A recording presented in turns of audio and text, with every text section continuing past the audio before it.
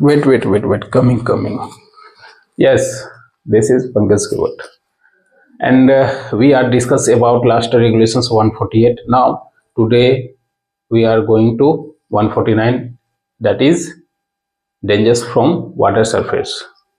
और अभी तक हम लोग चैप्टर सीएमआर की जो चैप्टर 11 है प्रिकॉशंस अगेंस्ट, जिसमें कि अभी तक हम लोग फायर से प्रिकॉशंस देख चुके हैं, डस्ट से भी प्रिकॉशन देख चुके हैं, गैसेस से भी प्रिकॉशन देख चुके हैं, और लास्ट वन इज वाटर यानी कि पानी। तो चैप्टर 11 133 रेगुलेशन से 152 तक है, जिसमें कि precautions against danger from fire, dust, gas and water. Fire हम लोग देख चुके, डस्ट भी देख चुके, गैस भी देख चुके एंड वाटर। अब से हमारी precautions against danger from water, नए टॉपिक स्टार्ट हो रही है अब से। और ये वाटर से जितने भी प्रिकॉशंस है ये बहुत इंपॉर्टेंट टॉपिक है, due to maximum means what, maximum means जो भी आप इनोडेशंस यानी कि पानी के जितने भी एक्सीडेंट आप देख रहे हो, जैसे कि अगर मैं कुछ रियलिटी मूवीज में बात करूं तो काला पत्थर, वो भी पानी से ही मैटर है, पानी से ही एक्सीडेंट वाली मैटर है। सेम इट इज रानीगंज, फिर केतला, फिर एक कतरास के आगे भी है, कतरास के आगे भी समथिंग हुआ था। तो कहीं ना कहीं एक्सीडेंट जिस वजह से होता है उसको हमें पहले प्राथमिकता देते हैं, ताकि उससे बचाव कर सके। और बचाव कैसे करें, ये रेगुलेशंस 149 से शुरुआत होती है। ओके, आप अगर न्यू स्टूडेंट हो और मूवी में इंटरेस्ट नहीं रखते हो, इनफैक्ट कि ऐसा कोई बंदा नहीं होगा कि मूवी में इंटरेस्ट ना रखे, बट हमारी एक कन्वेंस है आप सभी से एज ए जो पढ़ने वाले स्टूडेंट हैं कि आप कोई भी मूवीज देखो तो किसी के बायोग्राफी पे देखो, किसी के रियल इवेंट पे देखो, या फिर ऐसी घटनाओं से देखो जो प्रेरणा स्रोत और समथिंग आपके लिए वो मूवीज का काम कर सके, कुछ नॉलेज गेन कर सके। ओके, तो माइनिंग फील्ड से जो भी स्टूडेंट है, आप माइनिंग मूवीज में भी बहुत सारे हॉलीवुड मूवी बनाई गई है। दी कोर यानी कि धरती के अंदर जाके समथिंग वो न्यूक्लियर्स या समथिंग कुछ करते हैं, यानी कि मोल्टेन रॉक माग्मा में जाते हैं। क्रस्ट मेंटल कोर तक पहुंचते हैं, और कैसे पहुंचते हैं ये टेक्नोलॉजी के अकॉर्डिंग हॉलीवुड मूवी में है दी कोर। ये आप देखना, मैं बताना चाहूंगा, ये आप एक बार जरूर देखें, अच्छा लगेगा मीन्स व्हाट, आपकी कंसेप्ट थोड़ी बहुत खुलेगी माइनिंग फील्ड से लेके। और रियलिटी एक्सीडेंट में तो आप जान ही रहे हो, काला पत्थर हो गया, फिर रानीगंज अक्षय कुमार की, और एक गुंडे भी कहीं ना कहीं एक रियलिटी स्टोरीज है, और इसे देखना इसलिए इम्पोर्टेंट है। गुंडे और अर्जुन सिंह वाली ना, क्या नाम है, दीपिका पादुकोण की जो हस्बैंड है वो, ये कहीं ना कहीं एक तरह से देखना इसलिए इम्पोर्टेंट है क्योंकि अगर आप माइनिंग फील्ड में हो तो साम दंड भेद जो भी होता है वो परिपूर्ण आपको होना होगा किसी भी काम को करने के लिए। या तो आपको दंड देना पड़े तो दंड देना होगा, सम मतलब आई थिंक आर्थिक को या मनी को बोला जाता है, वो भी देना होगा, और कहीं कहीं परिश्रम और कहीं कहीं लड़ना भी होगा। तो उस मूवीज में आपको पूरी रियलिटी दिखाई गई है कि कैसे कोयले से लोग बिजनेस बनाते हैं, और बिजनेस बनाते तो फिर कैसे बिजनेसमैन से एज ए माफिया के रूप में चले जाते हैं। ओके, तो हमें माफिया नहीं बनना है, हमें कोल इंडिया का मेंबर बनना है और एक सिंपल में गवर्नमेंट जॉब लेनी है। गवर्नमेंट जॉब में भी अगर आप किसी साइट में या फिर किसी भी जगह आपकी पोस्टिंग होती है तो कहीं ना कहीं कुछ आपको भी उस तरह की बातें आ सकती है, आपको झेलना पड़ेगा, आपको सशक्त वहाँ होना होगा, अदरवाइज काम आप नहीं निकाल सकते हो। जैसे कि अगर फॉर एग्जांपल मैं बताऊं, लोकल सेल्स जब भी चालू होती है तो जितने भी लोकल बंदे होते हैं सबको स्टीम कोयले की डिमांड रहती है, और आप स्टीम कोयले नहीं भिजवाते हो सरफेस से कोयल डम तक, तो फिर बात आ सकती है आपको आप पर। ओके, एंड बाकी तो कोयला माफिया ये सब से एनीवेज उस पर हम लोग डिस्कशंस या फिर बातें नहीं करते हैं, ये थोड़ी बहुत आपको जानना होगा। ओके, और माइनिंग ट्रेड ऐसा ट्रेड है अभी तक के लिए कि किसी अदर फील्ड में भी आप समझ लो इंटरेस्ट दिखाते हो, या अदर फील्ड से आप जॉब समझ लो कि आपकी जॉब लग गई ग्रुप सी, ग्रुप बी या किसी भी ग्रुप में, ठीक है, एज ए ऑफिशियली, या फिर आप किसी कार्यालय में डिप्यूट हैं, तो आपकी जो सैलरी होगी, मिनिमम जो सैलरी होगा वो स्टार्टिंग 25,000 30,000 के अप्रोक्स होगा। बट माइनिंग फील्ड ऐसा इकोनॉमिक ग्रोथ करती है किसी भी बंदे की कि मतलब जहां 25 से अदर फील्ड में सैलरी स्टार्ट होती है, वहां माइनिंग आपको 50,000 सैलरी देती है, बेसिक सैलरी। अभी की रिसेंटली जॉइनिंग है 47,800 समथिंग, यानी कि ओवरऑल 48,000 स्टार्टिंग जॉइनिंग। उसमें से अलाउंस मीन्स कि आप पे क्या क्या खर्चे हो सकते हैं, जूता धोना, जूता पॉलिश करना, कपड़े धोना, पेट्रोलियम आने जाने के लिए ट्रांसपोर्ट, आपका रूम, फूड, सब चीज। बहुत अच्छी फील्ड है माइनिंग में जॉब अगर आ गई तो आप पैसे ही कर लोगे। और बाकी भी जैसे अगर आप ओटी करते हो तो उसमें भी आपको एक्स्ट्रा इंटेंसिव मिलती है। ओवरऑल सारा कैलकुलेशंस करके 1,04,000 जाता है, 1,04,000 पर मंथ। अभी के रिसेंटली आप अगर देखना चाहोगे तो आप किसी भी एक बंदे से पूछ लो, अगर मैं ओटी करता हूँ, संडे लेता हूँ और ड्यूटी पे हूँ 8 घंटे 9 घंटे 10 घंटे की ड्यूटी पे, तो आपकी सैलरी क्या जाएगी? तो 1,04,000। प्रोडक्शन मंथ में तो और आपकी इंसेंटिव बनने लगती है। टारगेट मिलता है प्रोडक्शन मंथ 2 से 3 महीने 4 महीने तक चलती है। आई थिंक किसी क्षेत्र में दिसंबर से फरवरी तक, कोई मार्च भी। तो माइनिंग फील्ड में पैसा बहुत है। ओके, तो अगर आप इस फील्ड में हैं तो काफ़ी अच्छे से एक्टिव होके पढ़िए, ना कि ऐसे फालतू में आप अपनी समय को व्यर्थ ना करें। ओके, नाउ अब चलते हैं रेगुलेशंस 149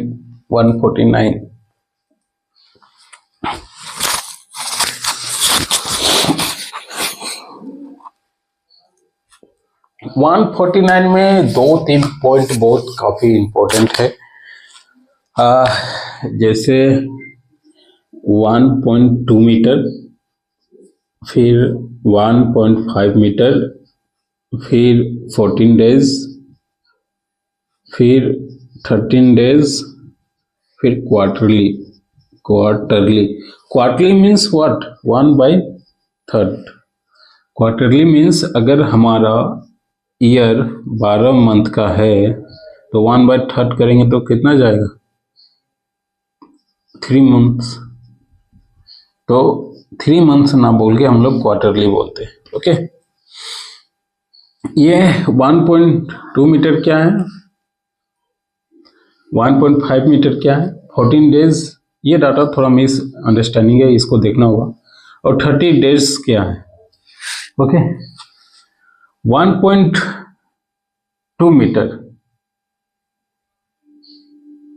1.2 मीटर, इसका डाटा क्या है कि अगर HFL हाईएस्ट फ्लड लेवल, अब ये HFL क्या होता है सर?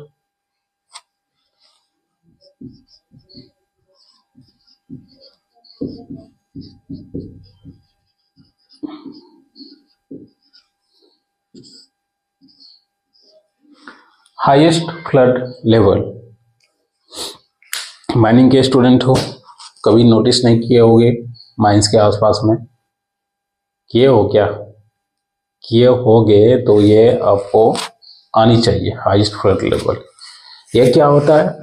एक तरह से मेजरमेंट है। मेजरमेंट है तो किसका मेजरमेंट है? पानी का।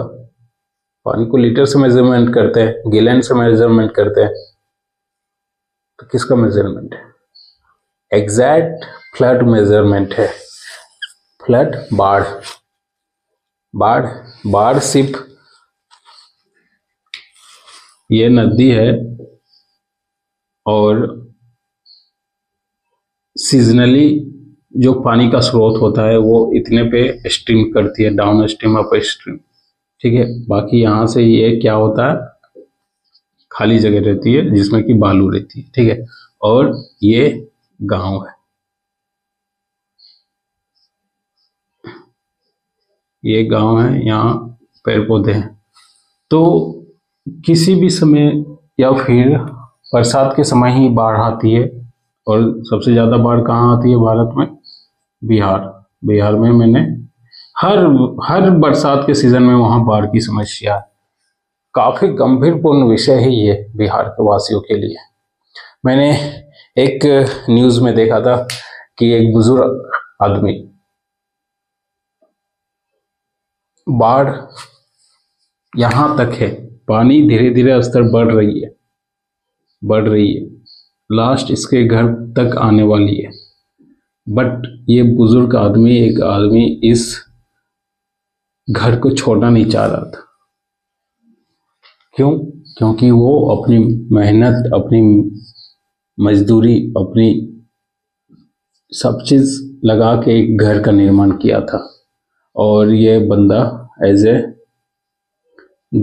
क्या बोलते हैं उसको, गॉड, एनिमल हस्बेंड्री, यानी कि किस चीज की फार्मिंग थी?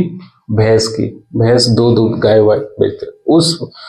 उस मतलब उस कंडीशंस में ऐसे ये इमोशन सब पे आ सकती है कि भाई मेरी मेहनत की मेरी मेहनत की हुई पूंजी से मैंने घर बनाया और प्राकृतिक के आपदा के कारण वो तहस नहस हो गया। अगर मेरे पास ब्लैक मनी रहे तो कोई बात नहीं, मैं जाने दो, कोई इशू नहीं, ब्लैक मनी बहुत है, कहीं और जगह बना लेंगे, कोई इससे अच्छी और बना लेंगे, ऐसा कंसेप्ट रहता है। बट मेहनत की पैसे बहुत, तो बंदा छोड़ने नहीं आया था। तो वहाँ के डीसी, बिहार के डीसी या कोई एक अधिकारी आए थे इनको समझाने के लिए कि बाबा चलिए, जान रही तो फिर पैसे कमा लेंगे, फिर घर बना लेंगे। सोचो, एक घर बनाने में आज के टाइम पे अगर आप 2 BHK का रूम भी बनाते हैं, फ्लैट बनाते हैं, 12-15 लाख खर्चे होते हैं। और बिहार जैसे जगहों पे तो आई थिंक और खर्चे होंगे। एनीवेज, तो पानी यहाँ तक पूरे गांव को भर जाना या फिर पूरे गांव को बहा के ले जाना, इसी को बाढ़ नहीं बोलते, ठीक है। इसी यहाँ जब तक पानी यहाँ तक नहीं आया है, गांव तक घुसे नहीं, तो इसी को ही सिर्फ बाढ़ नहीं बोलते हैं। बाढ़ आपको ये सरफेस है अप स्ट्रीम की, और जितनी भी नदी की साइज है, अगर नदी ने इतनी डायमेंशन बना रखी है तो इससे थोड़ा सा भी अगर ऊपर या यहाँ तक भी टच करती है तो ये बाढ़ के अकॉर्डिंग आएगा, और ये अकॉर्डिंग किस में आएगा, माइनिंग रेगुलेशंस में। ओके, अगर ये नाला बना हुआ है किसी भी पहाड़ से, ये पहाड़ है और सेम इट इज नाला बना हुआ है, नाला बना हुआ है, ज़्यादा चौड़ाई भी नहीं, 5 मीटर नाले प्रकृति की देने ऑटोमेटिक रास्ते बना लेते हैं, 5 मीटर की नाला है। इन दी अदर सीजन ये इतनी इसकी लेंथ, इतनी अप स्ट्रीम है इसकी कि यानी कि समझ लो कि पानी ना के बराबर है। ओके, पानी ना के बराबर है,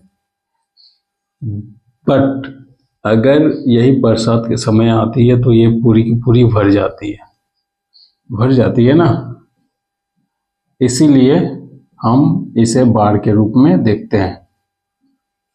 ओके, और ये भी माइनिंग के लैंग्वेज में वाटर बॉडीज ही कहलाएगा, या तो सीजनली ये चल रहा हो या नहीं चल रहा हो, या पानी हो या ना हो, बट बरसात के समय में पानी होना चाहिए, तो ये वाटर बॉडीज ही कहलाएगा माइनिंग के टर्म में। कहीं भी पानी का स्रोत जहाँ दिखे वो वाटर बॉडीज कहलाएगा माइनिंग के अकॉर्डिंग। ओके,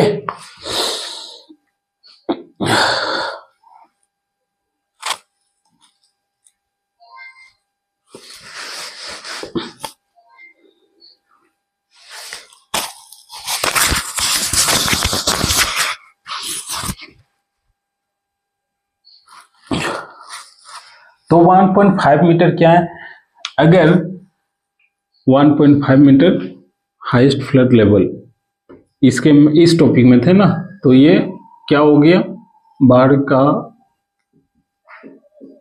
के रूप में आ गया। तो सपोज डैट किसी दिन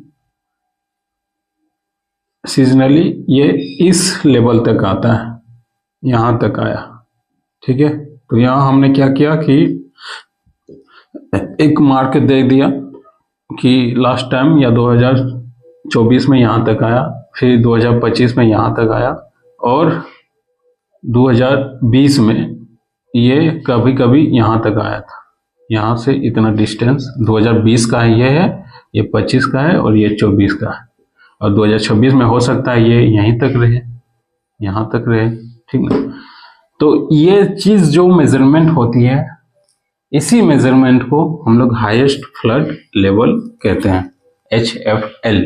और ये मेजरमेंट कैसे की जाती है, एज ए किनारे पे जहाँ पानी का स्रोत है, जहाँ अप स्ट्रीम पानी का स्रोत मीन्स व्हाट, ये तालाब है, तो तालाब पे भी थोड़ी ना हाईएस्ट फ्लड लेवल मेजरमेंट किया जा सकता है, पानी का स्रोत, बहता हुआ पानी का स्रोत है। अगर ये नदी है, दामोदर नदी है, और ये इनका किनारा है, तो किनारे से समथिंग कुछ डिस्टेंस पे एक पिलर हम लोग खड़ा करते हैं, पिलर खड़ा करते हैं, और इसी पिलर के बीचों बीच में मेजरमेंट स्केल रहता है हाईएस्ट फ्लड लेवल का, और इस पिलर के अकॉर्डिंग अगर पानी यहाँ तक आया तो रिकॉर्ड की जाती है, किसी भी सीजन में ऊपर आया तो रिकॉर्ड की जाएगी। अगर इन द केस अगर 10 साल 20 साल का रिकॉर्ड अगर उठा के देखें तो हाईएस्ट फ्लड लेवल यहाँ तक आता है, समझ लो 10 मीटर आया, तो यही मेरा HFL हो गया, हाईएस्ट फ्लड लेवल इसका 10 मीटर है। भविष्य में अगर ये और ऊपर आ जाए 25 मीटर तो मेरा हाईएस्ट फ्लड लेवल 25 मीटर, और लोवेस्ट जहाँ तक नीचे है वो लोवेस्ट। ओके, तो highest flood level as a pillar type structures होता है, जिसमें स्केल लगी हुई रहती है मेजरमेंट के लिए। ओके, मैंने एक शॉर्ट वीडियो डाला हुआ है, आप अगर देखना चाहो तो शॉर्ट वीडियो में जाके देख सकते हो, हाईएस्ट फ्लड लेवल दिखाया है। मैं इस ग्रुप के डिस्क्रिप्शन में वो शॉर्ट वाली लिंक अपलोड कर दूंगा, डाल दूंगा, आप देख लेना जाके हाईएस्ट फ्लड लेवल कैसे होता है, क्या होता है। तो ये जो 1.2 मीटर है, अगर किसी भी टेग में किसी भी जगह या फिर किसी भी स्केल में हाईएस्ट फ्लड लेवल से 1.2 metre 1.2 metre water bodies increase करे, 1.2 मीटर वाटर बॉडीज इंक्रीज करे, तो as a running conditions mines में जितने भी वर्कर है, स्टाफ है, सबको बाहर निकाल लेना है, वर्कर्स को बाहर निकाल लेना है। ओके, और ये 1.5 मीटर क्या है? ये 1.5 मीटर यानी कि किसी भी माइंस के माउथ, जो माउथ है वो हमेशा highest level HFL highest level आपकी जो भी है उससे 1.5 मीटर जो माउथ बनी हुई है वो 1.5 मीटर ऊंचा रहे। अगर हाईएस्ट लेवल मेरा यहाँ है, HFL की टैग यहाँ है, इस सरफेस में है हाईएस्ट लेवल, तो इससे मेरा 1.5 मीटर ऊपर हम लोग माउथ बनाएंगे। ओके, और 30 डेज में आपको इंस्पेक्शंस करना है हाईएस्ट फ्लड लेवल का, सीजनली, अनसीजनली और सीजनली साइज 14 डेज है, एक बार देखूंगा। उसके बाद क्वार्टरली क्या है? क्वार्टरली इंस्पेक्शंस करेंगे हाईएस्ट फ्लड लेवल का कौन? मैनेजर। प्रत्येक 3 महीना में एक बार मैनेजर देखेंगे। अच्छा, तो ये डाटा हो गया, एक बार मैं देख लेता हूँ और इसमें क्या बताया जा सकता है, फिर तो रेगुलेशंस को रीड करेंगे ही।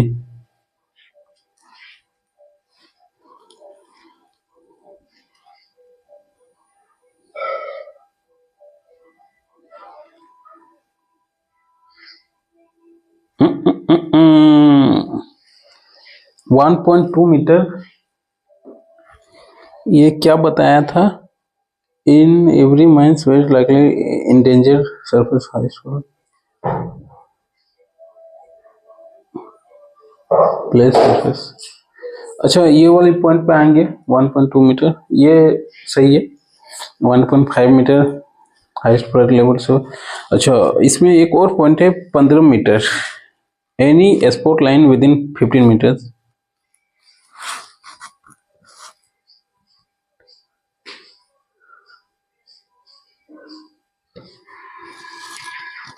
एक और डाटा है 15 मीटर्स, ये क्या कहता है? 15 मीटर, 15 मीटर।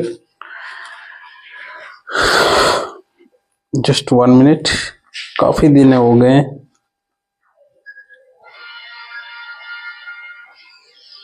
हम्म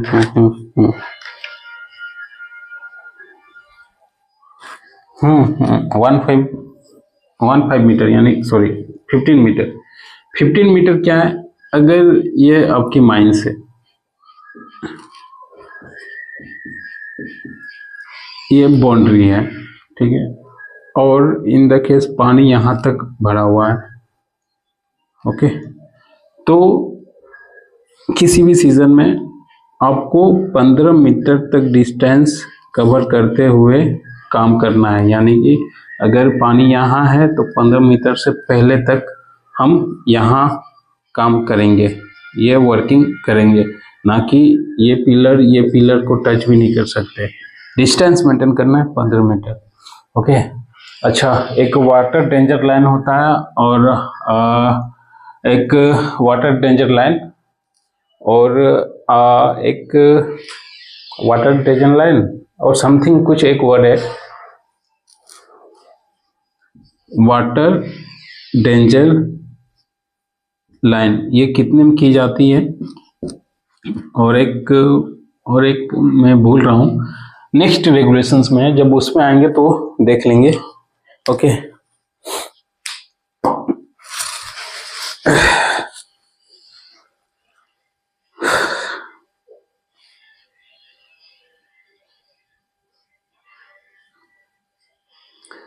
एक्चुअली किसी भी चीज को अगर कंटिन्यू रखा जाए तो वो ओके रहता है, समझ में आता है, बट अगर बीच में उसे आप छोड़ दें तो फिर से शुरुआत करना उस चीज को काफी मेहनत वाला काम हो जाता है।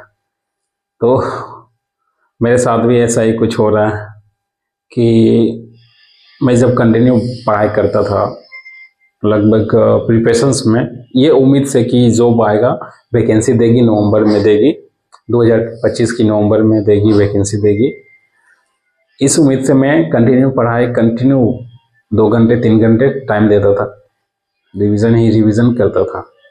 और नवंबर आ जाने के बाद भी वैकेंसी का कोई उम्मीद नहीं रहा, तो फिर दुख होता है। तो दैट्स वाई मैंने रिवीजन करना छोड़ दिया। और जिम्मेवारी भी है, पैसे भी कमाना है, लड़के हैं, लड़के को तो हर चीज़ देखना होता है।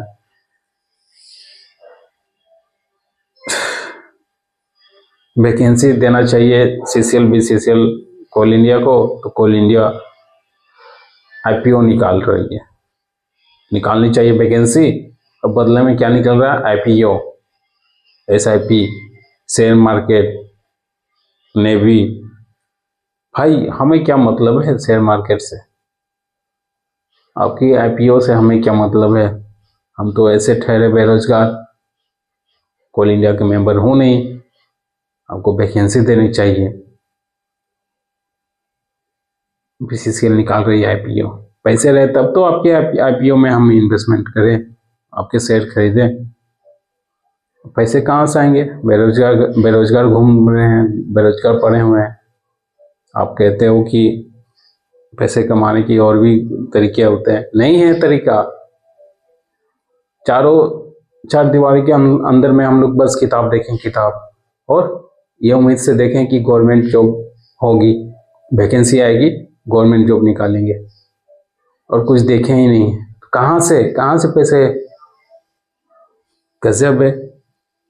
गवर्नमेंट को ये चीज़ समझनी चाहिए। अभी भी इतने स्टेटरी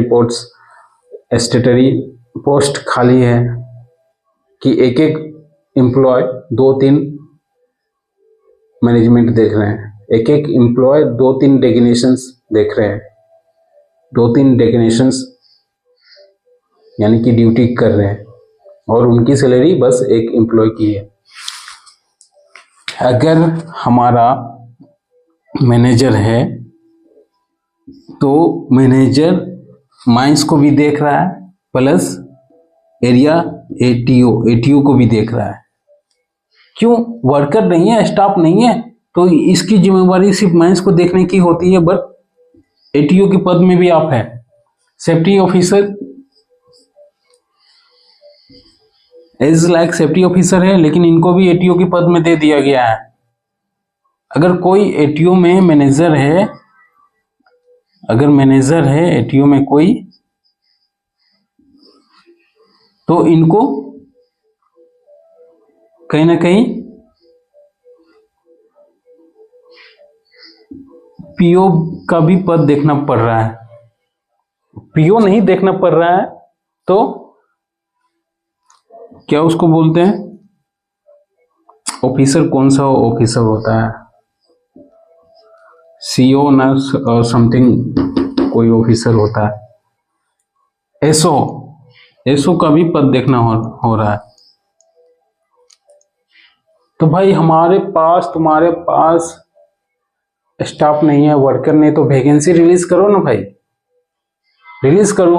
एक आदमी पे आप इतने दायित्व ठोक दे रहे हो, जबकि कॉम्पिटिटिव पर्सन का मैटर है कि एक कॉम्पिटिटिव पर्सन सिर्फ एक ही वर्क के लिए हायरिंग होगी, लेकिन गेता भी वही चला रहा है, कागज कलम भी वही कर रहा है, ऑफिस का काम भी वही कर रहा है।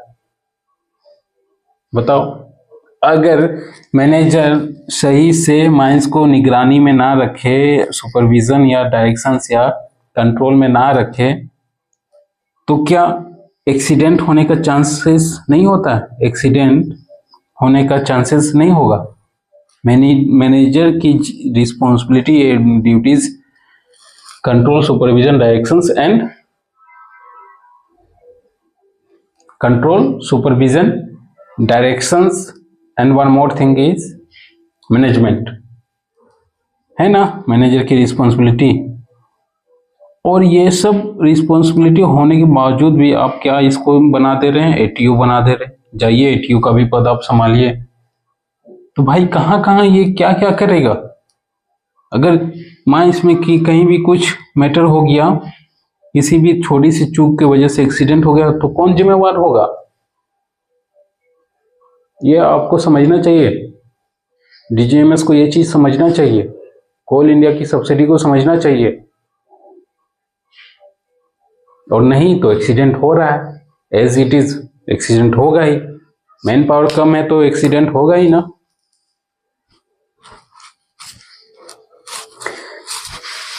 आईपीओ निकाल रहा है, चलो कोई बात नहीं, रेगुलेशंस हम लोग देखते हैं।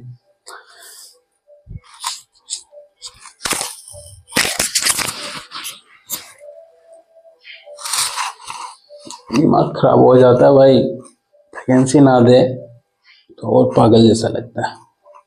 एक ही चीज पढ़ते जा रहे, वैकेंसी आ भी नहीं रही। एटलीस्ट हमें भी पता नहीं चल रहा कि भाई हम क्या पढ़ रहे हैं और कितना पानी में। ना कोई टेस्ट सीरीज होता है इस लेवल पे कि टेस्ट सीरीज लगा के आ जाए। Anyways, regulations 149, danger from surface water.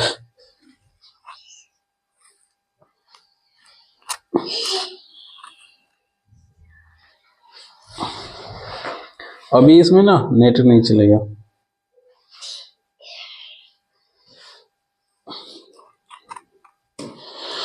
Dangers from surface water, where any mine or part thereof is so situated that there is danger of inrush of surface water into the mine or part. Adequate protections against such inrush shall be provided and maintained, and whether such protections is adequate or not, it may be determined by the chief inspector, whose decision shall be final. पहला point बता रहा है कि अगर कहीं भी हमें ऐसी स्थिति या ऐसी संभावना हो कि भाई यहाँ से पानी से डेंजर्स है, मतलब डेंजर है पानी से, पानी को लेके किसी बात पे यहाँ पे खतरा दिखाई देती है किसी भी प्लेस में, तो उस खतरे के लिए हमें एडिक्वेट प्रिकॉशंस लेना है, सशक्त एकदम, बिल्कुल थोड़ी सी भी उसको स्किप नहीं करेंगे, थोड़ी सी भी इग्नोर नहीं करेंगे, वहां पे हमें प्रिकॉशंस लेना ही लेना है। ठीक है, एडिक्वेट प्रिकॉशंस लेना ही लेना है। चलो ठीक है, ये समझ में आता है।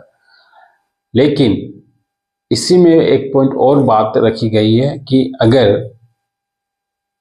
किसी पानी वाटर बॉडी से माइंस को खतरा है, वर्कर्स को खतरा है, और वहां पे एडिक्वेट प्रिकॉशंस लेना है, बट कि कोई स्टाफ का कहना है कि, या फिर कोई ऑफिशियल का कहना है कि नहीं कोई जरूरी नहीं है, रहने दीजिए, कोई सुने, फालतू का इसमें टाइम और मनी इन्वेस्टमेंट नहीं कीजिए, तो ऐसे केस में चीफ इंस्पेक्टर के जो भी आदेश हो उस आदेश को ही फाइनल माना जाएगा। चीफ इंस्पेक्टर डिसाइड करेगा कि प्रिकॉशंस लेना है या नहीं, उसी के आदेश को हम लोग फाइनल मानेंगे। Second point is, except with the previous permissions of the chief inspector in writing and subject to such conditions, writing and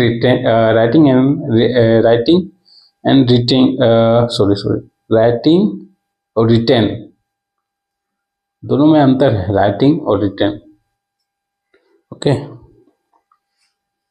continue writing, return दे चुका है रिटर्न में वो। तो except in the previous permissions of the chief inspector in the writing and subject to such conditions as may be he specified therein and subject to provisions of separate regulations 1, entrance into mine shall be designed and constructed and maintained at its lowest point, which means of the point which body rising the water surface can enter the mine shall be not less than 1.5 meter above the highest flood level at that point. इसका मतलब समझा? मैंने 1.5 metre data बताया था ना।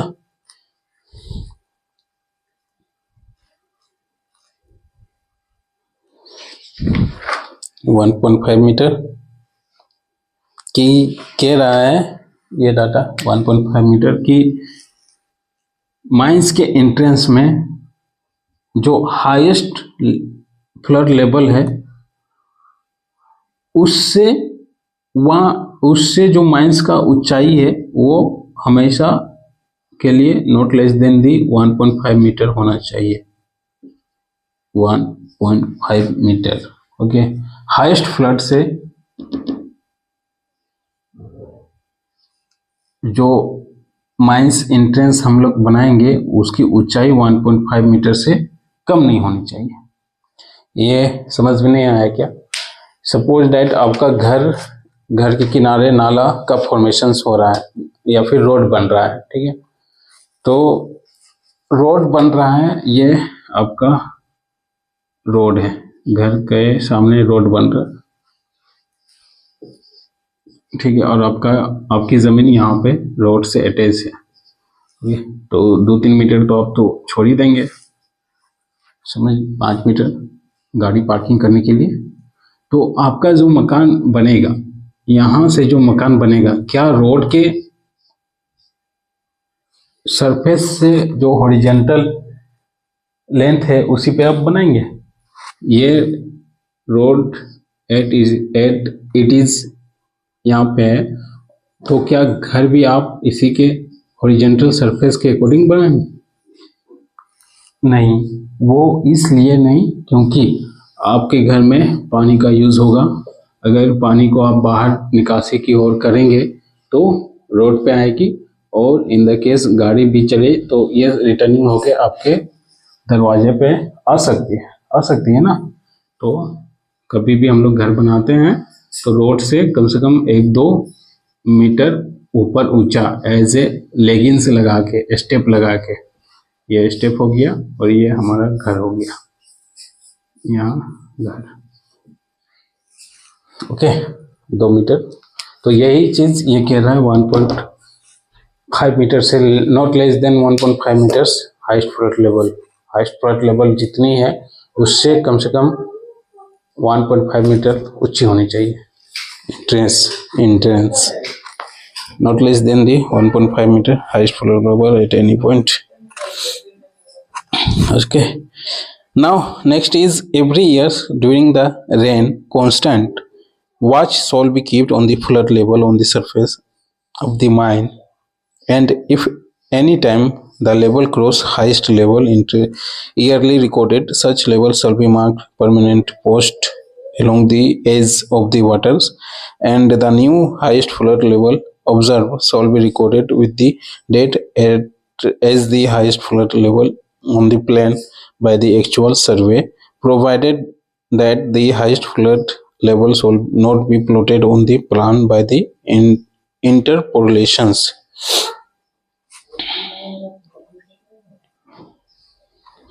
कह रहा कि इन एवरी ईयर प्रत्येक साल रेनी सीजन में जो भी हाईएस्ट फ्लड लेवल यानी कि पानी का स्तर आपको रिकॉर्ड पे आपको दिखाई पड़े, वो रिकॉर्ड आपको मेंटेन करना है।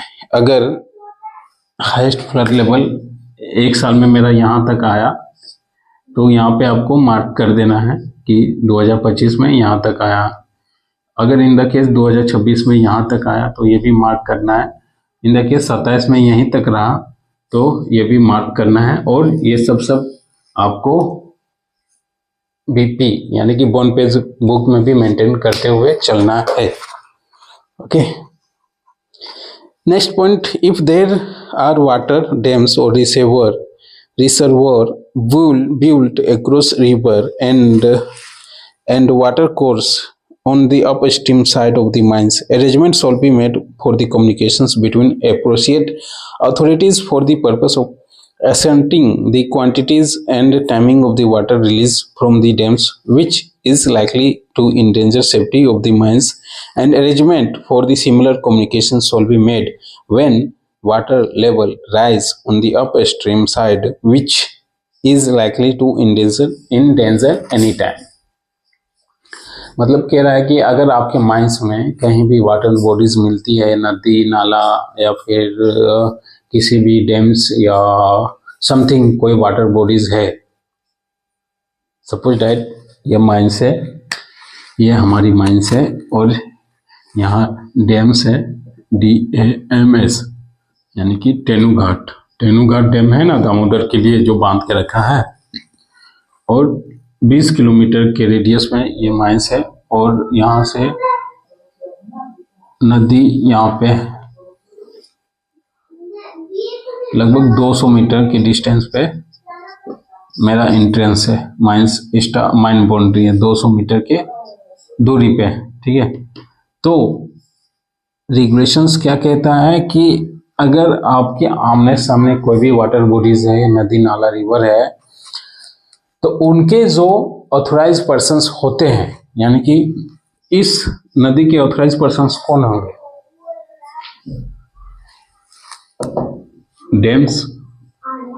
डैम्स में जो भी प्रोफेशनल ऑफिशियल स्टाफ हैं वो ऑथराइज पर्सन्स हुए। तो आपको एज ए कम्युनिकेशंस यहाँ बना के रखना है, डैम से और माइन से कम्युनिकेशंस बना के रखना है।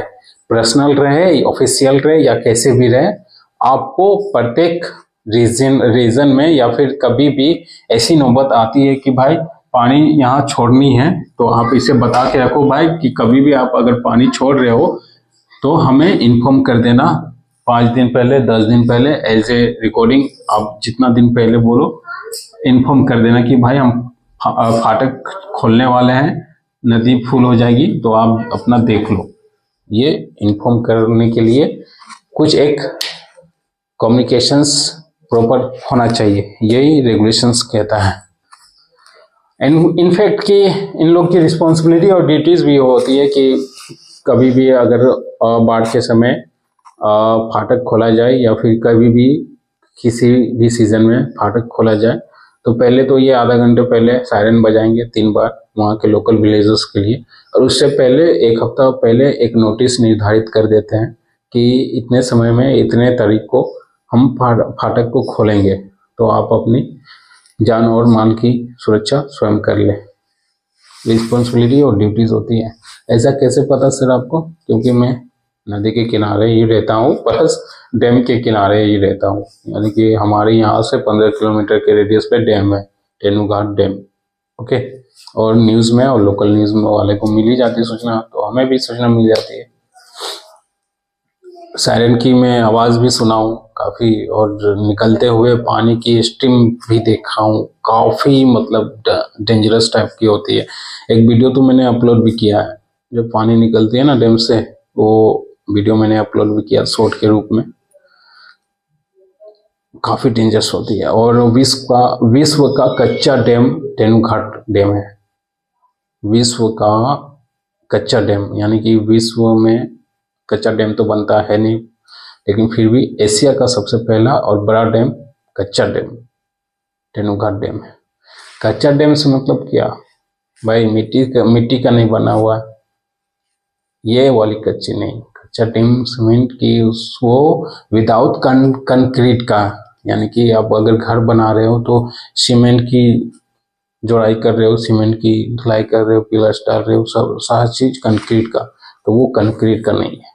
तो फिर कैसे हो सकता है सर कंक्रीट का नहीं है? तो बताइए किस चीज से बनी होगी? आप दिमाग लगाओ, किस चीज की बनी होगी?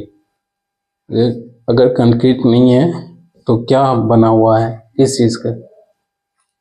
तो ऑब्वियसली दिमाग लगाओगे तो पता चलेगा कि सर पत्थर का बना हुआ है। पत्थर जोड़ाई किया हुआ डैम से, वो इसलिए वो कच्चा dam. Okay, now in every mines, next point is in every mines which is likely to be endangered by the surface water, the highest flood level and the danger level at least 1 meter or as required by the regional inspector below the highest flood level shall be permanently marked at the appropriate place on the surface, and whenever water rises toward the danger level at any place, all persons shall be withdraw from the mines sufficiently in above, and for the purpose adequate arrangement, keep communications to all parts of the mines bye effective system shawl be provided and maintained. मैंने बताया था ना ये 1.2 metre, वही point लिखी गई है। यानी कि कह रहा है कि अंडरग्राउंड में वाटर का स्तर, वाटर लेवल 1.2 मीटर से ज़्यादा इंक्रीज होती है। सपोज डैट ये अंडरग्राउंड है, यहाँ पे लगभग सपोज 50 मीटर HFL है, मार्क करके कुछ डाटा है, समझ लो X डाटा है, और ये इंक्रीज होके 1.5 मीटर से इंक्रीज हो गई, 1.5 मीटर तक इंक्रीज हो गई। तो इन ये केस में क्या करना है, जितना भी वर्कर स्टाफ है सबको विड्रॉल कर लेना है, बाहर निकाल लेना है, यानी कि काम स्टॉप, काम रुक जाएगा, स्टॉप। मैं एक बार देख लेता हूँ कैमरे में हो पा रहा है या नहीं। हाँ, ओके, काम स्टॉप, सबको, स्टाफ को, वर्कर्स को, अगर हो सके मशीनरीज को भी आपको बाहर कर लेना है। ओके, ये पॉइंट बताया गया है कि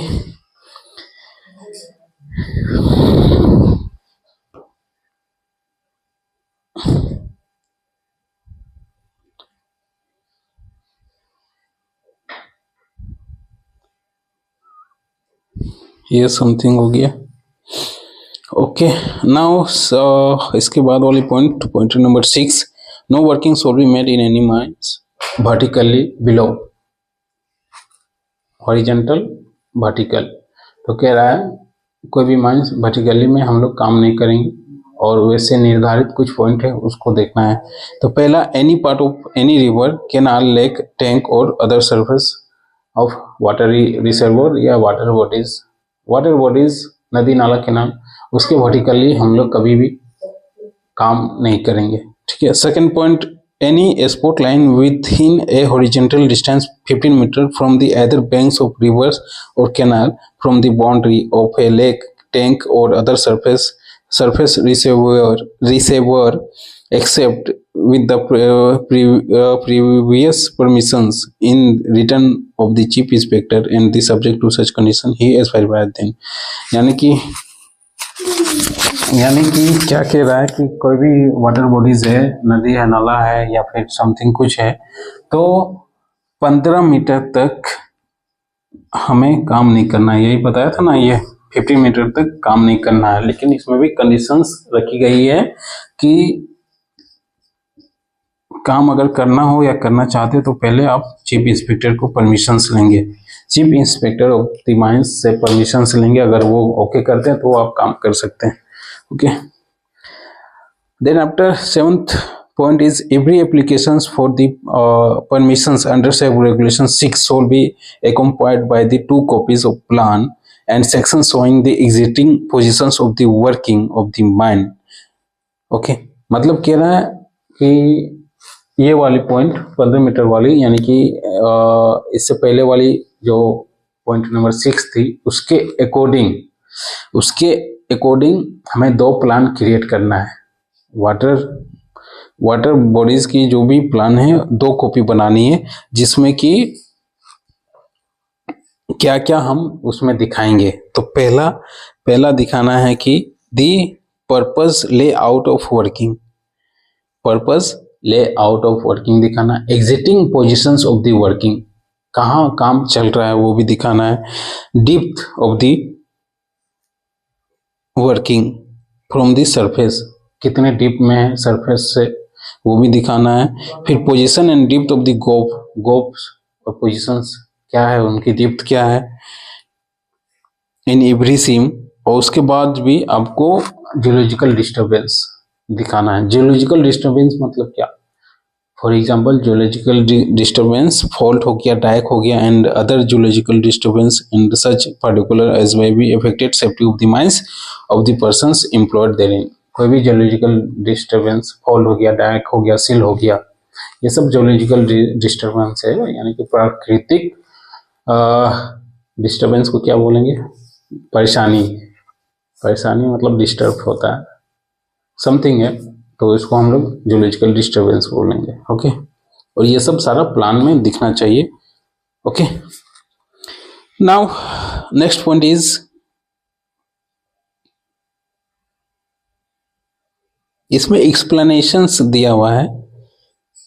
वेयर सैंड और alluvium are lying the course of river, canal, lake, tanks, reservoir, depth of the surface will be reckoned from the surface and hard ground underlying such sand of alluvial. रिकोनेंट means क्या होता है, ये आपको देखना होगा। रिकोनेंट recover से बनाया क्या, देखना होगा। ये एक्सप्लेनेशंस या फिर डू यू नो, ये सब बचपन से आदत है स्किप करने के लिए।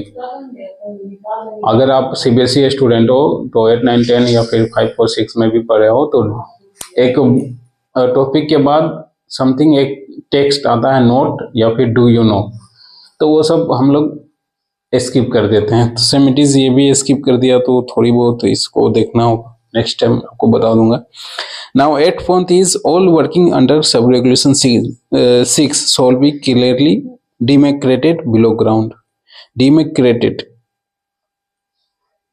जो भी रेगुलेशंस 6 के अकॉर्डिंग बातें रखी गई है वो आपको सुरक्षा या रिकवरी या समथिंग जो भी है सबको ध्यान में रखते हुए आपको चलना है। डिमार्केटेड का क्या होगा हिंदी, निगरानी, निर्धारित शायद डेमोक्रेटेड, एक बार आप भी देख लेना। Now next point is a competent persons, सक्षम व्यक्ति, shall once at least every 14 days during rainy seasons and once at least every 13 days during other period. मैंने बताया था ना, ये 14 डेज कंफर्म हो गया ना। competent persons वो हमेशा रेनी सीजन में 3 से 4 महीना रेनी सीजन होता है ना, बरसात के सीजन में, तो ये प्रत्येक 14 डेज में एग्जामिन करेगा किसका, HFL का, हाईएस्ट फ्लड लेवल का, पानी का स्रोत का, हर चीज फिजिकली और टेक्निकली आपको एग्जामिन करना है 14 डेज रेनी सीजन में। ओके, अदर सीजन में ये 13 डेज में आप एग्जामिन करिए। Okay, competent person. इसके बाद इसमें पॉइंट लिखी गई है कि protective measure, other period of the year examine every protective measure provided under the regulations 1, 2, 3, 4, 5 where it is used or not for the stability of report of every such examination recorded on page book purpose for the user and making examinations countersigned by the detail। और जो भी आप examine कर रहे हैं, जिस protective instrument से आप एग्जामिन कर रहे हैं वो सुरक्षा है, सही ठीक ठाक है या नहीं, और इसको भी आपको बीपी में बॉन पेज बुक में मेंटेन करना है, और क्या एग्जामिन किया, क्या रेडियस आया, क्या उसमें जो भी है डाटा आया, आपको बीपी में मेंटेन करना है। अगर कोई प्रोटेक्टिव इंस्ट्रूमेंट खराब है तो आप मैनेजर को बताइए, बीपी में भी मेंटेन कीजिए। Now last point is the protective measurement and the protective measures and working shall also be inspected once at least in every quarterly by the manager personally। और जो भी प्रोटेक्टिव मेजर्स है, equipment है, वो quarterly यानी कि हर प्रत्येक 3 महीने में मैनेजर एग्जामिन करेंगे। ओके, तो ये रेगुलेशंस ऑलमोस्ट कंप्लीट होती है। 149, नेक्स्ट 150 देखेंगे। इसमें और कुछ बताने लायक मैं देख लेता हूँ अपने नोट्स में, अगर कुछ बताने लायक है। अच्छा हाँ, 1.5 मीटर किसी माइंस का प्रत्येक एंट्रेंस HFL से कितना ऊंचा होना चाहिए। रेगुलेशंस बताता है कि HFL से 1.5 मीटर से ऊंची होनी चाहिए माइंस का एंट्रेंस, बट DGMS सर्कुलर में ये कितना दिया हुआ है, 3 metre, not less than the 3 metre. Okay, regulations के अकॉर्डिंग ये ऊंचाई कितनी रखनी है, घर की वाला एग्जांपल दिया था ना 1.5 मीटर, बट DGMS सर्कुलर के according not less than the 3 metres, not less than the 1.5 metre, not less than the 3 metres, ये DGMS के सर्कुलर्स में। अच्छा, और कुछ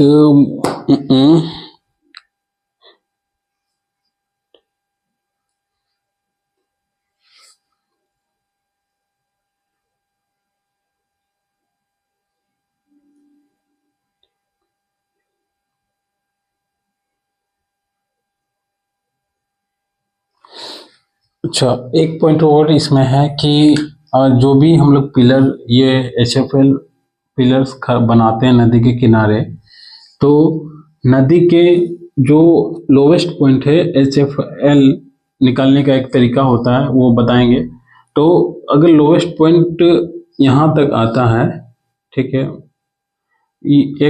x मीटर तक आता है, तो इससे 1.5 मीटर तक हमें ये पिलर बनना होना चाहिए। हो सकता है कि वो ऐसा इसलिए क्योंकि मान लो ये किसी भी डाटा पे आया लोएस्ट पॉइंट इतना x आया, हो सकता है कि भविष्य में इससे भी कम लोएस्ट पॉइंट आए y तक, तो ये 1.5 मीटर नीचे होना चाहिए, बिलो होना चाहिए। Oh sorry, 1.2 metre, not 1.5 metre, सही लिखा था मैं, 1.2 मीटर। ओके,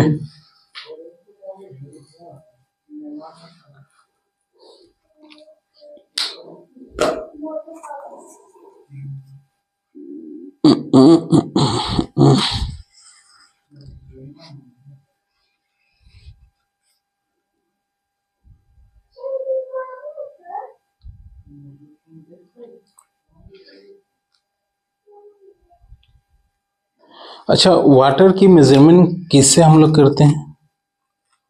वाटर की मेजरमेंट एक इक्विपमेंट आता है कि QUOTETIVE,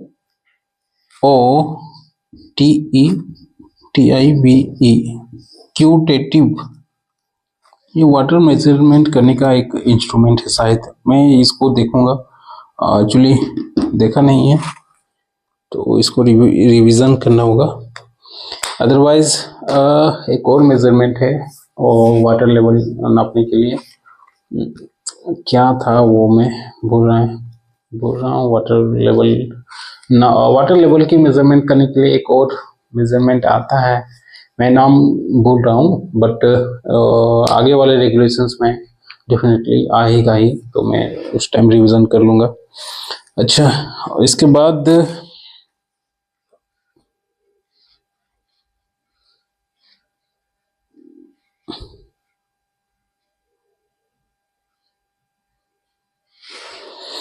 ओके, और कुछ इस तरह की नोट्स में हमारे पास डाटा नहीं है, तो जितना था सारा हमने रख दिए आप सभी के बीच। ओके, चलो फिर रेगुलेशंस कंप्लीट होती है। हाँ, थोड़ी बहुत परेशानी इस कदर हुई क्योंकि काफ़ी अर्सों से छूटा हुआ है, 15-20 दिन से क्लासेस छूटा हुआ है, और फिर से पढ़ना और उस चीज़ पे मन लगाना थोड़ा, और वैसे भी मैं तो शुरू से कहते आ रहा हूँ कि एज इट इज़ आपसे आपके जैसा मैं भी एज ए एग्ज़ाम प्रिपरेशंस में हूँ। मैं कोई टीचर्स या फैकल्टी तो हूँ, बट आपकी एज में ही मैं भी एक बंदा हूँ जो कंपटीशंस फेस कर रहा है, कॉम्पिटिटिव एग्ज़ाम के लिए लगा हुआ है। तो आप बोल सकते हो कि मैं स्टूडेंट हूँ, ठीक है। तो ये स्टूडेंट की थोड़ी बहुत कुछ त्रुटियां भी रहती है, तो सेवेंटीज हो, आप देखे होंगे कि मेरे में भी है, और कोई भी बंदा परिपूर्ण नहीं है, दुनिया का कोई भी बंदा परिपूर्ण नहीं, किसी में ना कुछ त्रुटि रहती है। हाँ, अगर इस फील्ड को लेके मैं कंटिन्यू रहता, अपनी प्रोफेशनल टीचिंग लाइन बना लेता, एज ए फैकल्टी बना लेता, तो फिर इससे और भी बेस्ट तरीके से मैं आप सभी के बीच बातों को रखता। बट हमारा तो स्किल इस फील्ड में है नहीं, हमारा स्किल ओवरमैन में है, मैनेजर में है, तो आप समझिए। ओके, कुछ गलतियां हो तो माफ़ करिए, और हमारे साथ आप भी पढ़ते रहिए। हमें जो डाटा अगर गलत लगे या हमारी लेक्चर्स में कुछ भी बातें अगर गलत लगे तो उसे भी आप कमेंट में लिखिए, ताकि मैं भी उसको देख सकूं, अपनी गलतियां सुधार सकूं। एंड वीडियो तो कंटिन्यू चल रही है, अब से 10 दिन कंटिन्यू रहेगी। तो सब्सक्राइबर के लिए कुछ बातें नहीं बोलना चाहूँगा, लेकिन जितने भी जो भी मिले हैं काफ़ी अच्छे मिले हैं। फ़ोन करके हमें पूछते भी हैं, सर नेक्स्ट वीडियोस, और सर माइनिंग में हूँ तो नेक्स्ट समथिंग क्या करना चाहिए, ट्रेनिंग को लेके भी बातें आती है। तो एक बार ट्रेनिंग को लेके बातें आई थी, तो मैं बताना चाहूँगा भाई कि ट्रेनिंग अगर नहीं हो पा रही है, आपको पीटीपीटी ट्रेनिंग नहीं मिल पा रही है, या वोकेशनल ट्रेनिंग भी नहीं हो पा रही, तो एक बार हमें कॉल जरूर कर ले, ठीक है। हाँ, वोकेशनल ट्रेनिंग के लिए आप सीसीएल हेडक्वार्टर ही अप्लाई करना, तभी हम कुछ कर पाएंगे, या फिर बीसीसीएल हेडक्वार्टर अप्लाई करना, यानी कि धनबाद और बोकारो एरिया में ही हमारा वर्चस्व या फिर रिलेशंस बनी है कि आपको कुछ हेल्प कर सकूं। और पीटीपीटी के लिए भी तो बेस्ट है सीसीएल ही, और धनबाद भी अप्लाई करें तो वहाँ भी हो जाएगी। बट पीटीपीटी में तभी आपकी हेल्प कर पाऊंगा जब आपकी सारे फॉर्म्स या फिर सब चीज़ लीगल वे में हो। ऐसा नहीं है कि भाई मैं आपसे 10 लाख ले लूँ, 20 लाख ले लूँ और जॉब लगा दूँ, ये सब काम हमसे नहीं होता। 1 लाख ले लूँ, 80,000 ले लूँ, 40,000 ले लूँ, ये सब हमसे नहीं होगा और न कभी भविष्य में करूँगा। ओके, तो जो लीगल्स वे है, जो तरीका है, उसमें मैं आपकी मदद कर सकूँगा। अब लीगल्स वे में बहुत लोगों को ये भी नहीं पता कि वार्ड फॉर्म क्या होता है, नॉन वार्ड फॉर्म क्या होता है, ये कब निकलती है। तो पीटीपीटी के लिए मैं एक वीडियो भी बनाया हूँ, तो उसको देखिए आप, ठीक है। और नहीं तो फिर एक बार शॉर्ट टर्म में बता देता हूँ कि जब भी मैनेजमेंट कोटा से अगर सीट हायरिंग होती है पीटीपीटी के लिए, तब आप उस मैनेजमेंट यानी कि अपने एरिया ऑफिस में जाके पेपर ऊपर ओके करके, ऑफिस के थ्रू से ही हेडक्वार्टर पेपर आती है, तो वहाँ जाके सबमिट करें। जितना जल्दी आप सबमिट करेंगे उतना जल्दी आपके हेडक्वार्टर में जाएंगे पेपर, तो उतना जल्दी आपको अंडरग्राउंड ट्रेनिंग मिलेगी। ओके, और बाकी तो नेट्स है ही है, नेट्स आपको ट्रेनिंग देगी, बट ये गारंटी नहीं रहती है कि कब ना कब ट्रेनिंग मिलती है। 2 महीने लगाएंगे, 3 महीने, 6 महीने, साल भर, कुछ ना कुछ समय लेंगे, लेकिन ट्रेनिंग आपको देंगे। अगर फर्स्ट टाइम में ओपन कास्ट आता है तो उसको आप स्किप कर दीजिए, नेक्स्ट टाइम में श्योर अंडरग्राउंड आएगा, बट कब आएगा ये गारंटी नहीं है। 5 साल तक टाइम रखा गया है नेट्स के द्वारा, और 3 अटेम्प्ट ही देगा। ओपन कास्ट एक बार दिया तो दिया, सेकंड में हो सकता है कि अंडरग्राउंड दे तो ले लेना। अगर सेकंड बार भी ओपन कास्ट देता तो उसको भी स्किप कर सकते हैं आप। अगर थर्ड बार में ओपन कास्ट या अंडरग्राउंड कोई भी दे ट्रेनिंग में, आपको ले लेना है, क्योंकि 3 बार ही अटेम्प्ट देता है, चौथा बार आपको नेट्स नहीं पूछेगा। और रेगुलेशंस तो ऑलमोस्ट कंप्लीट है और कर ही रहा हूँ। बाकी आज के लिए गुड नाइट, थैंक यू।